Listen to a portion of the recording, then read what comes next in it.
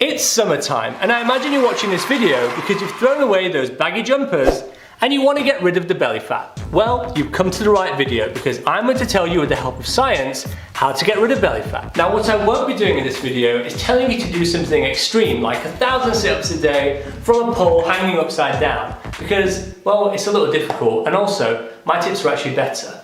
However, if you do mix exercise with my tips, then the results will be even better. So before we begin, please remember that belly fat can also be a sign that your health is at risk of other conditions like type 2 diabetes, heart disease. So not only is getting rid of your belly fat going to make you look better, it's also going to make you healthier. So I guess it's a win-win. Now, dietitians recommend that if you eat 500 less calories than your daily requirement every day, you're going to be losing about 0.45 kilograms every 7 days, which is about 1.8 kilograms every 4 weeks, which is pretty incredible. To say you're going to be losing that much weight without doing any extra exercise just by eating less food. Now, you're probably thinking to yourself, but Abraham, I already know this. Everybody knows this. Eat less food, lose more weight. Which you are correct, but here's how you do it properly according to a study done from Oxford University. Which leads me on to tip number 1. So to do this, you're going to have to get rid of snacks between meals. You're going to be having 3 meals a day and no snacks between them. If you do snack, you're probably not going to hit that target of 500 calories less than your daily requirement. Tip number 2, it's all about portion size. So you don't need to change what you eat, but you are going to have to change your portion size, and I'm going to tell you all about that next. So in the study, participants were told to eat no more than a fist-sized portion at each meal. So what does this mean?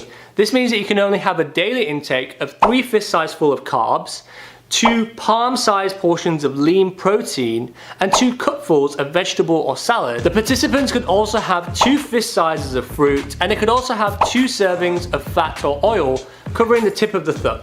Now, participants could also have 200 ml of skimmed or semi-skimmed milk, or if they didn't want to have milk, they could have 2 pots, or 225 gram pots of natural low-calorie yogurt.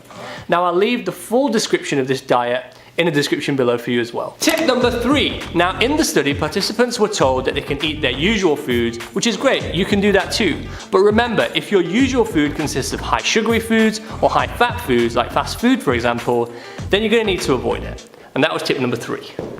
Now, when it comes to the results in this study, it's pretty incredible. But before we go there was also another group in this study who didn't change their diet, but instead did 10-minute abdominal workouts every day for 6 weeks. And it had a great result. There was a 2-centimeter reduction in their waistline. But the clear winner of this study was our group, the diet control group. So after 6 weeks, there was a reduction of 5 centimeters in the waistline, which is incredible. There was also improvements in the health parameters like blood pressure, like blood glucose and lipids. Now just imagine for a second, if you were to mix the abdominal workout group with the diet control group, which is our group, just imagine the results. Now please remember, if you have thought about getting unlicensed diet pills, because it might seem like a quick fix solution, just remember this, that the contents are unknown, unproven and untested. Also, 2 in 3 people have reported serious side effects from them. Now, I also made a video a while ago with the MHRA about unlicensed diet pills, so if you'd like more information on this, I'll leave a link up here and in the description below for you, so check it out.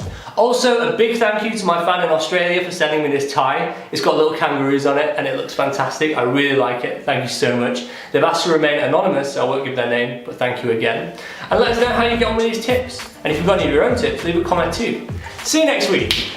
I think the results could be pretty incredible, and I messed that up. Please remember that the contents are unknown, untested, and something different conditions too, like type 2 diabetes.